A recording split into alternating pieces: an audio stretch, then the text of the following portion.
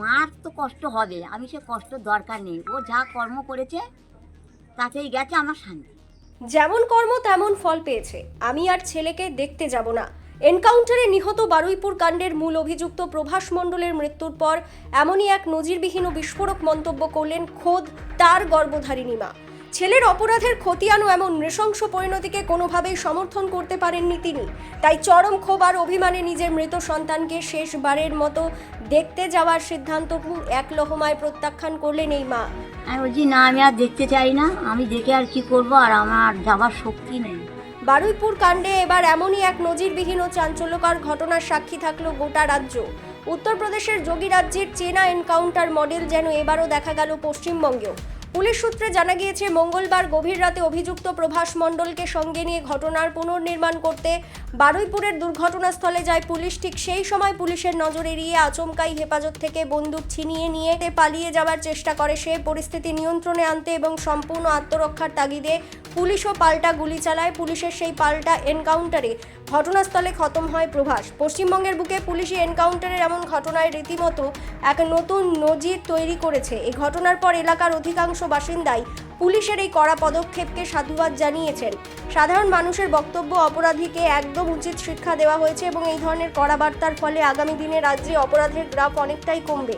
তবে সবকিছুর ঊর্ধ্বে নিজের অপরাধী ছেলের মৃত্যুর পর মায়ের এই যেমন কর্ম তেমন ফল মন্তব্যটি বর্তমানে রাজ্য জুড়ে এক গভীর সামাজিক ও রাজনৈতিক চর্চার জন্ম দিয়েছে।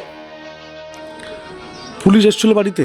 হ্যাঁ, কি এসে কি বললো? এসছে, বলছে আপনার ছেলের নাম প্রভাস মণ্ডল। হ্যাঁ, তা আপনার ছেলে মারা গেছে, আপনি দেখতে চান? হাসপাতালে আছে, দেখতে। আমি বলছি না, আমি আর দেখতে চাই না, আমি দেখে আর কি করব, আর আমার যাবার শক্তি নেই, আমার গলা শুকিয়ে যাচ্ছে, বলতে পারছি না। হ্যাঁ, তা আমি বলছি আমার যাওয়ার শক্তি নেই, আমি যাব না, তোমরা থাকো। বলছে ও তো আই কার্ড লাগবে। তাই বলে কি, দেখো আমি সাথে আই কার্ড জানি না।